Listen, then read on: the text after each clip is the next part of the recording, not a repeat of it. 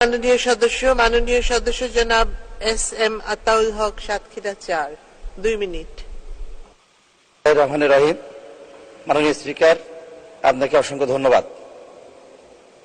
মাননীয় স্পিকার, আপনার মাধ্যমে মাননীয় প্রধানমন্ত্রী দেশরত্ন জননেত্রী শেখ হাসিনা, যিনি টানা চতুর্থ এবং পঞ্চমবারের মতো প্রধানমন্ত্রী হিসেবে শপথ গ্রহণ করে রাষ্ট্রকে দেশকে পরিচালনা করছেন, সেজন্য আমি শ্যামনগর এবং কালীগঞ্জবাসীর পক্ষ থেকে তাকে ধন্যবাদ এবং কৃতজ্ঞতা জানাচ্ছি। আমি কৃতজ্ঞতা জানাই আমার নির্বাচনী এলাকার জনগণ, যারা গত ৭ই জানুয়ারি নির্বাচনে বিপুল ভোটের ব্যবধানে আমাকে নির্বাচিত করেছেন। মাননীয় স্পিকার, কার্যপ্রণালী বিধি ৭১ অনুসারে জরুরি জনগুরুত্বপূর্ণ বিষয় সম্পর্কিত মাননীয় স্বাস্থ্য পরিবার কল্যাণ মন্ত্রণালয় মন্ত্রী মহোদয়ের দৃষ্টি আকর্ষণ করছি। মাননীয় স্পিকার, আমার নির্বাচনী এলাকায় শ্যামনগর উপজেলাটি বাংলাদেশের সর্বদক্ষিণের এবং সর্ববৃহৎ উপজেলা। এই উপজেলাটি একটি স্বাস্থ্যকেন্দ্র রয়েছে, যেটি ১৯৭৭ সালে স্থাপিত হয়েছিল, যেটি ৫০ শয্যা বিশিষ্ট হসপিটাল হিসেবে মানুষের সেবা করে আসছে।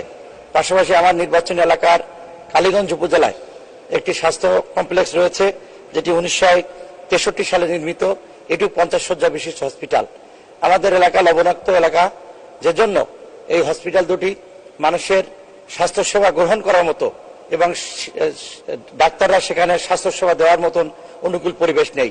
সেজন্য আমি আপনার মাধ্যমে মাননীয় স্বাস্থ্য পরিবার পরিকল্পনা মন্ত্রী মহোদয়ের কাছে বিনীতভাবে অনুরোধ জানাবো, বিষয়টি অতীব জনগুরুত্বপূর্ণ বিধায় আমার শ্যামনগর উপজেলার স্বাস্থ্য কমপ্লেক্স এবং কালীগঞ্জ উপজেলার স্বাস্থ্য কমপ্লেক্সটি ৫০ শয্যা থেকে ১০০ শয্যায় উন্নতি করে দুটি আধুনিক